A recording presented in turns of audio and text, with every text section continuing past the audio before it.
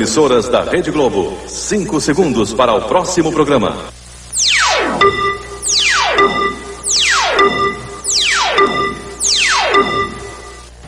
A Polícia Federal detém por 4 horas e meia um grupo de dentistas portugueses no aeroporto de São Paulo. O primeiro-ministro português diz que a crise com o Brasil não deve ser tratada em praça pública. Está pronto o projeto que define como vai ser a devolução do dinheiro do empréstimo compulsório. A polícia italiana bota na cadeia o homem de confiança do maior chefão da máfia. Alerta nas estradas. As seguradoras criam até um banco de dados para combater o roubo de caminhões em São Paulo. O Jornal Nacional está começando agora.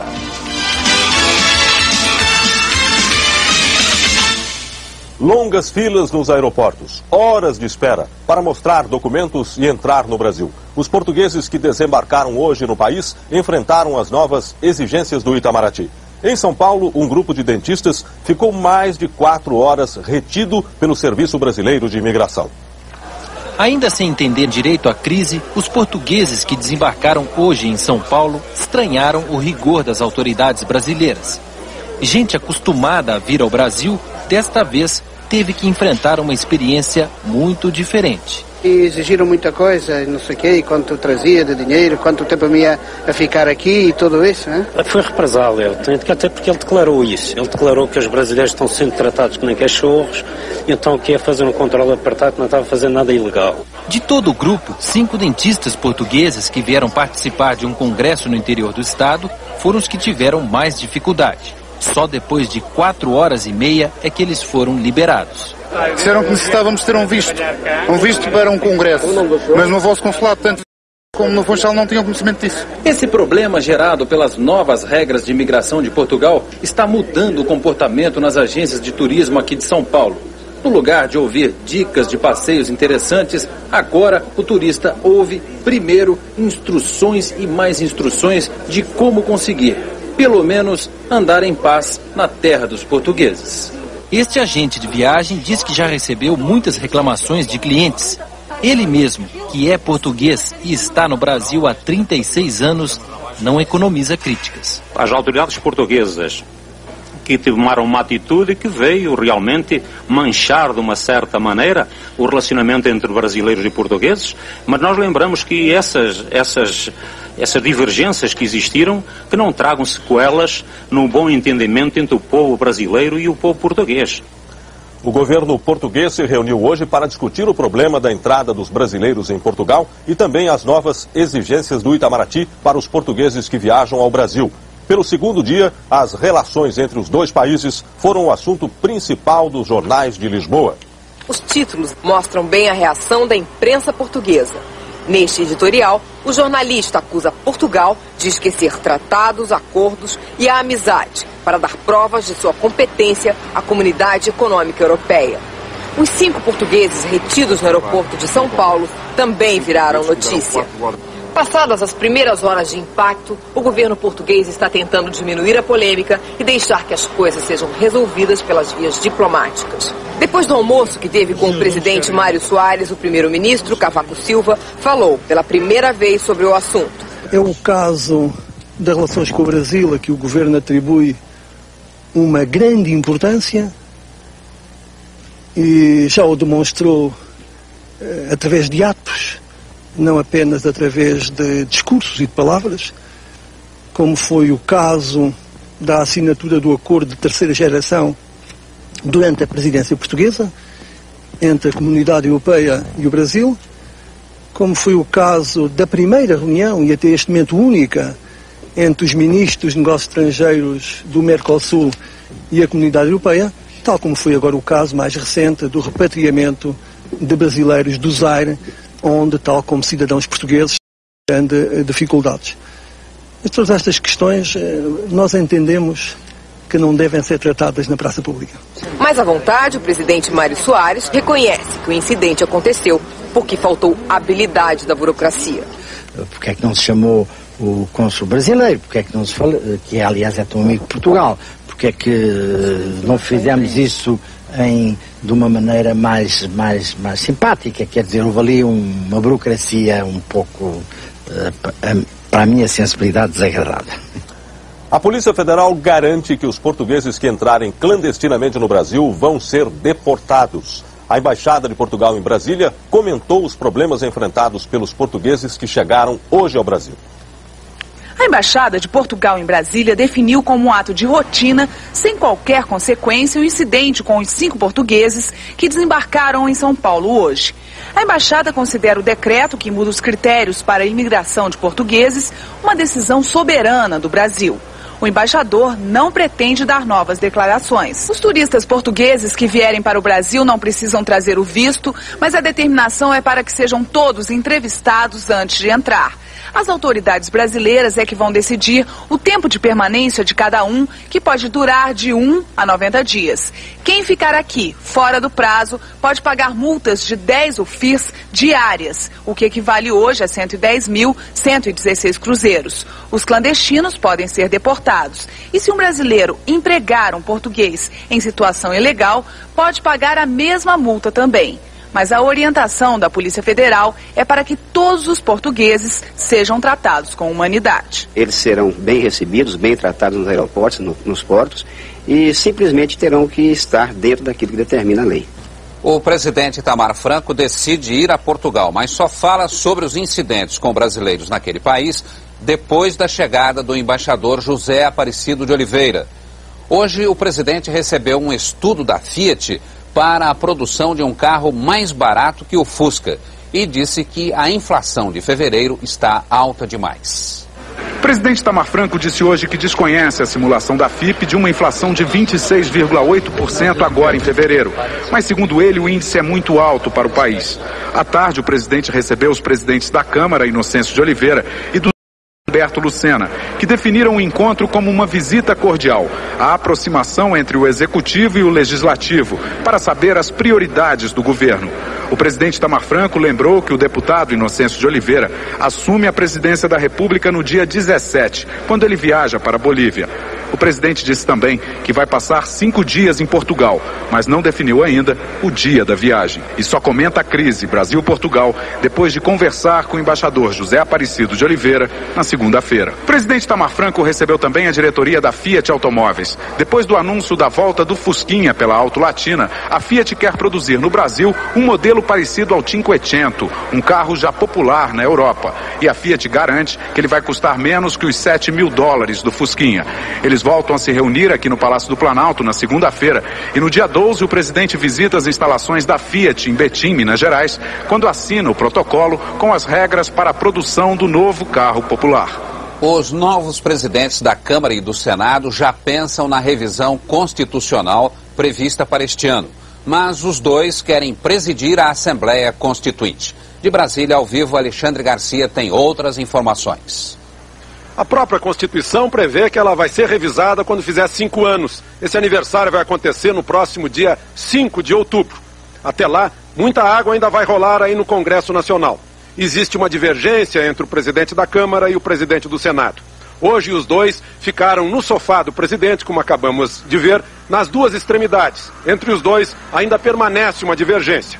Eles concordam que é preciso fazer uma ampla revisão da Constituição, que depois dela caiu o Muro de Berlim, muita coisa mudou, que é preciso abrir as fronteiras do país. Eles concordam que é preciso abrir a economia, desestatizar, para que o país se modernize e progrida e cresça. Eles também concordam que até é preciso antecipar essa revisão, preparando-a logo depois do plebiscito, criando uma grande comissão nos moldes da Comissão de Sistematização da outra Assembleia Nacional Constituinte.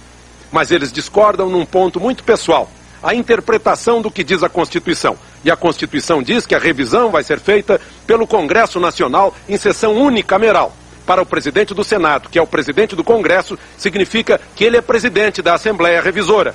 Para o presidente da Câmara, isso significa que ele é presidente, porque preside a maioria dos 3 deputados, e não 81 senadores.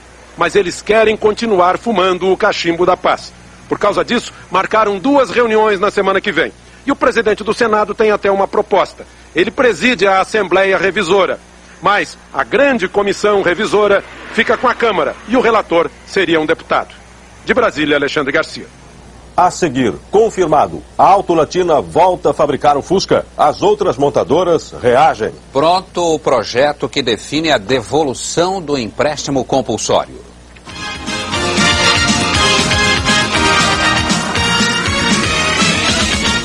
O Fusca vai voltar a ser fabricado a partir do segundo semestre deste ano. A Auto Latina e o governo acertam um acordo com a isenção de impostos para garantir a fabricação do novo Fusca. 7 anos depois, o Fusca pode voltar para a linha de montagem. A Auto Latina, empresa que controla a Volkswagen no Brasil, assinou um compromisso com o governo federal de voltar a fabricar o Fusca a partir de julho. Para isso, a fábrica promete investir 30 milhões de dólares em equipamentos e abrir 800 empregos na unidade de São Bernardo do Campo, ABC Paulista. Em contrapartida, o governo estuda a isenção do FIM Social e do IPI para o Fusca. Sem estes impostos, o carro voltaria ao mercado custando 6.850 dólares, quase 125 milhões de cruzeiros no câmbio de hoje. Esse é o menor preço possível para o Fusquinha? Sem dúvida, 6.850 dólares é pouco dinheiro, é muito dinheiro para muitos brasileiros, isso eu entendo, mas é um preço incluindo 12% de ICMS. E também um preço praticamente 2.000 dólares abaixo de todos os outros carros brasileiros. Você vai comprar um? Se der. Vai custar 120 milhões. Eu acho que não, viu? Eu gosto. Para mim, eu acho que é um carro, o melhor carro que tem pro Brasil. Ótimo, ótimo. Vai poder comprar 120 milhões? Eu acredito que sim. O Sindicato da Indústria da Construção Civil de São Paulo criticou a decisão do governo de incentivar a volta do Fusca. O presidente do sindicato, Eduardo Capobianco, disse que o governo deveria investir em saneamento básico, habitação e transportes para beneficiar os 100 milhões de brasileiros que não podem comprar carro. Disse também que um Fusca vai custar bem mais que uma casa popular. As reagem ao anúncio do relançamento do Fusca. General Motors, Fiat e Gurgel garantem que se o governo aprovar mesmo a isenção do IPI e do FIM Social para os carros populares, vão lançar no mercado modelos ainda mais baratos que o Fusca. A Gurgel afirma que com a redução do imposto, o carro popular da empresa, o Delta, de 800 cilindradas, pode ser vendido a 4.500 dólares, ou 82 milhões de cruzeiros. A Fiat, por sua vez, garante a venda de seu carro mais barato, o Uno Mille, por 6.000 dólares, o equivalente a 109 milhões de cruzeiros. E a General Motors, fabricante do Chevette Júnior, promete colocar o modelo no mercado por 6.500 dólares, 118 milhões de cruzeiros. Já está pronto o projeto de lei com as regras para a devolução dos empréstimos compulsórios. Quem comprou o carro ou encheu o tanque de combustível de junho de 86 a outubro de 88 teve que pagar o compulsório. Quem emprestou dinheiro ao governo na hora de comprar um carro já pode contar com esse dinheiro de volta, corrigido e sem precisar sair de casa. Assim que o projeto for aprovado pelo Congresso Nacional, começa a devolução. A devolução do empréstimo compulsório vai ser feita da mesma maneira que a restituição do imposto de renda. Quem comprou o carro de 86 a 88 vai receber um aviso da Receita Federal. Com esse aviso, você vai ao banco e retira o dinheiro. Serão 10 lotes de devolução, um lote por mês. E segundo o projeto, até o dia 10 de março do ano que vem, todos terão recebido o dinheiro de volta. Agora, não se anime muito com o valor da devolução. Essa poupança compulsória pode não ter valido a pena. Quem comprou um carro em 87, por exemplo, por 141.212 cruzados, pagou um empréstimo compulsório de 42.363 cruzados, 30% do preço do carro. Agora, em 93, esse mesmo automóvel custa 158 milhões de cruzeiros. E aquele consumidor só vai receber de volta 25.929.421 cruzeiros, 16,41% do valor do carro hoje. E para quem pagou o empréstimo na hora de encher o tanque, a devolução vai ser diferente. A Receita Federal não tem um cadastro de quantos brasileiros tinham carro naquela época e, por isso, a iniciativa vai ter que ser do consumidor. Só recebe o empréstimo de volta quem guardou uma cópia do certificado do veículo ou as notas fiscais dos postos de gasolina. No início eu comecei a juntar Tá, só que, mania de brasileiro mesmo, a gente para de juntar isso. E se a gente tiver que guardar tudo quanto é documento em casa, a gente vai fazer uma pilha lá de papel que não tem pra quê. 50 mil toneladas de alimentos do estoque regulador do governo vão ser distribuídas para as escolas públicas de todo o país. Isso vai garantir a merenda dos alunos nos 2 primeiros meses de aula. O acordo foi acertado hoje numa reunião entre a equipe econômica e a Fundação de Assistência ao Estudante. A Fundação vai pagar 1 trilhão e 200 bilhões de cruzeiros pelos alimentos. Funcionários da Companhia Nacional de Abastecimento, a CONAB, são indiciados pela Polícia Federal em Minas, junto com outras 2 pessoas. Eles são acusados de roubar mais de 2.000 toneladas de alimentos do estoque regulador do governo. Nos armazéns da Companhia Nacional de Abastecimento, a CONAB, do Triângulo Mineiro, deveriam ter mais de 3.000 toneladas de milho e soja. Só que eles estavam quase vazios. Em 10 dias, a Polícia Federal descobriu que 2.200 toneladas, 1.400 em Uberaba e 800 em Uberlândia, foram desviadas nos últimos 2 anos. Em Uberaba, os produtos foram vendidos pelo ex-gerente da CONAB, José Arnaldo Borges, o funcionário Jair Leite Viana e 2 homens da cidade de Sacramento, a 80 quilômetros de Uberaba, o corretor Antônio Carlos Manzan e o produtor Jorge Gilmar Bisinotto. Os 4 foram indiciados, mas vão responder o processo em liberdade. Os 2 funcionários da CONAB foram afastados. Segundo a Polícia Federal, a soja e o milho eram retirados dos armazéns em caminhões nos finais de semana. O prejuízo é de mais de 8 bilhões de cruzeiros. A polícia agora está concentrando as investigações em Uberlândia, porque é suspeita do envolvimento de outros produtores e funcionários da CONAB no caso. Em instantes, a polícia italiana prende um mafioso procurado há 10 anos. A Previdência decide pagar 200 mil ações atrasadas de aposentados.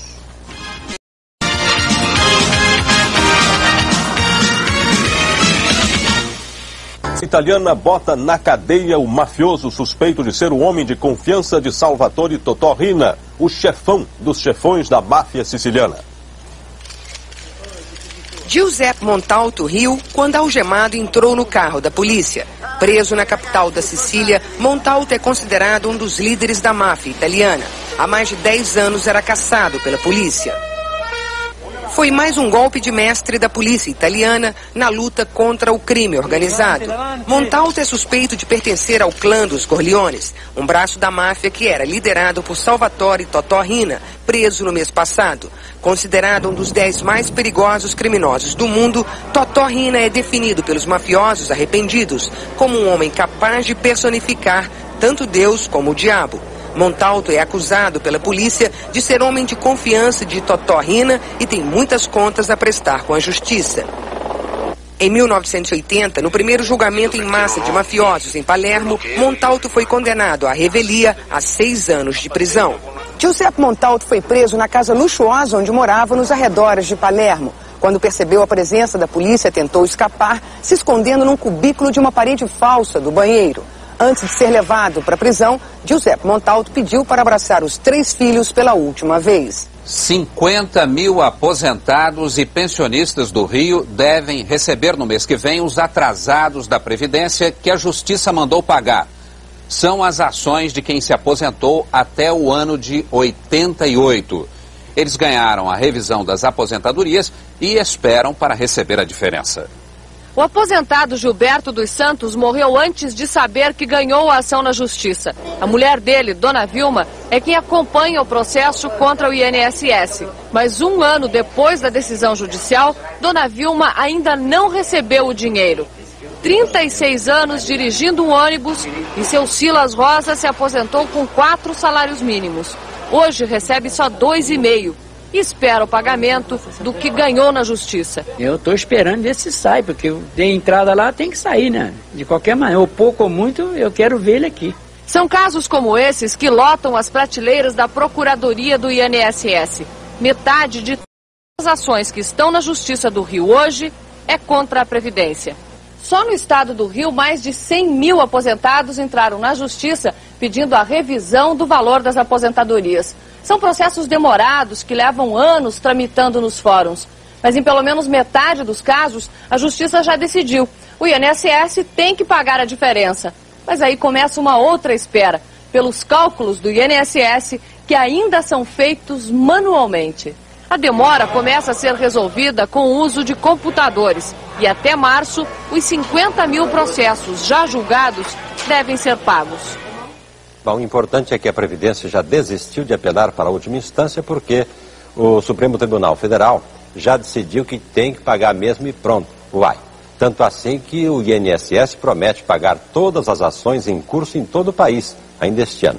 E o Instituto não está blefando. O saneamento financeiro da Previdência, iniciado no ano passado, continua de vento em popa, garante o ministro Antônio Brito. As fraudes estão sendo finalmente combatidas. Contribuições em atraso começam a ser pagas por empresas privadas, empresas estatais, prefeituras, governos estaduais e até por clubes de futebol. A sonegação também está sendo atacada. Mais de 300 mil caloteiros e sonegadores da Previdência já estão devidamente enquadrados em todo o país. A Polícia Militar queima em Porto Alegre 12 quilômetros de redes de pesca. As redes de malha fina para pescar peixes pequenos são proibidas pelo IBAMA.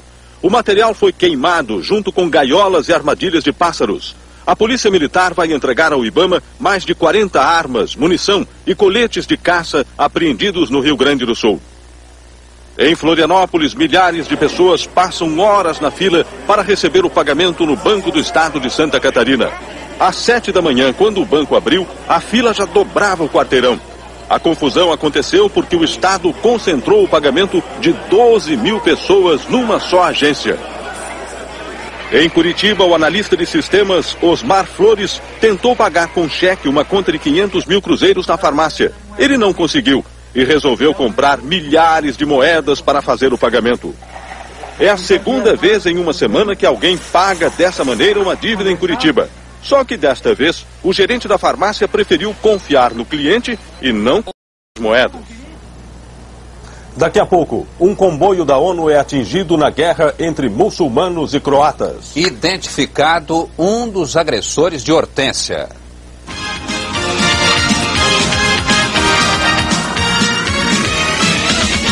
Das Nações Unidas é atingido pelo fogo cruzado dos combates entre as milícias muçulmanas e croatas em guerra na Bósnia, na antiga Iugoslávia. Os morteiros cruzam o céu da região de Vitez. Os croatas, encurralados, pedem ajuda das tropas da ONU.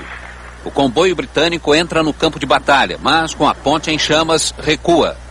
Na retirada por uma estrada coberta de neve, acontece o imprevisto. A patrulha que vem no blindado perde a direção e cai no barranco. O socorro chega logo. A gasolina vaza, mas os soldados conseguem escapar do acidente. Na Somália, acaba em tumulto a distribuição de brinquedos pelas tropas americanas. Um batalhão de crianças avançou sobre os soldados na capital, Mogadíscio. Como ninguém queria ficar sem presente, a confusão foi grande. Uma luta de boxe na Nova Zelândia acaba em pancadaria. A torcida não gostou do estilo de um dos lutadores e decidiu participar. Um grupo pulou para o ringue e o que era boxe profissional acabou num grande tumulto.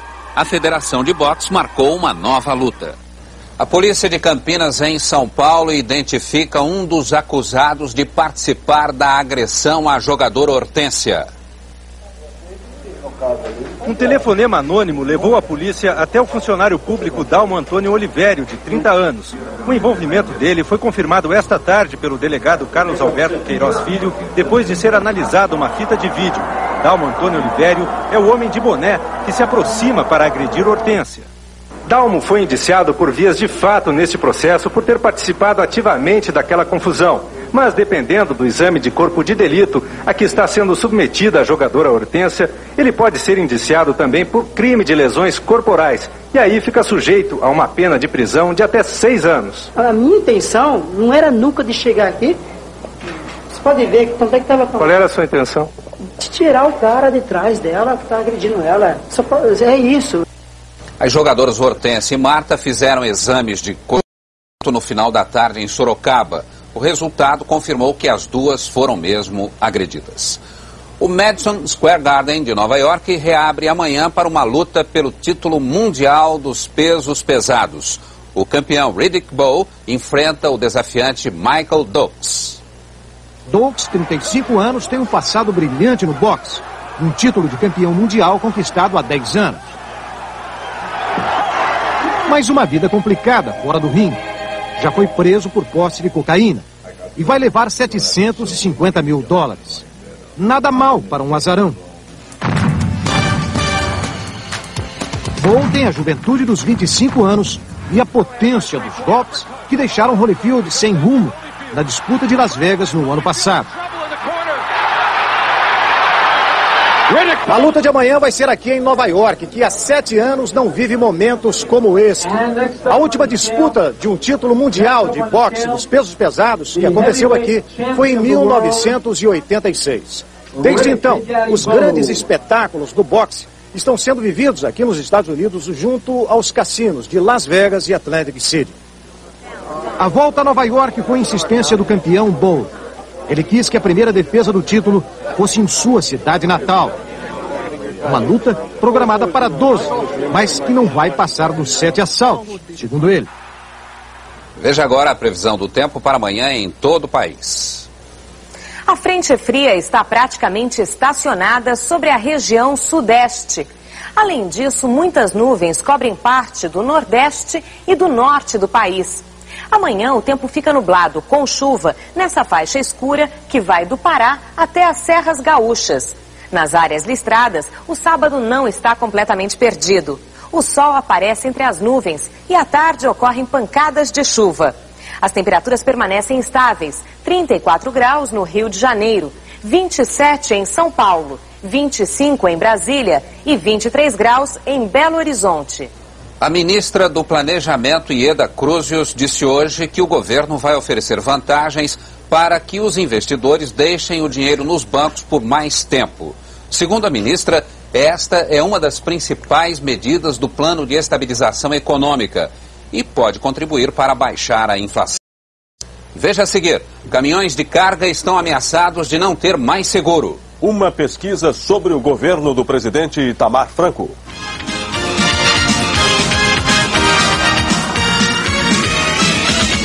Divulga uma pesquisa nacional sobre as causas da inflação, o prestígio das instituições e a confiança da população no presidente Itamar Franco. A pesquisa também revela o que o brasileiro acha que vai acontecer com o país.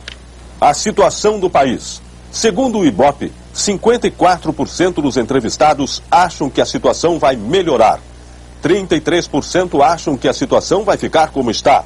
7% acham que vai piorar. E 6% não souberam responder.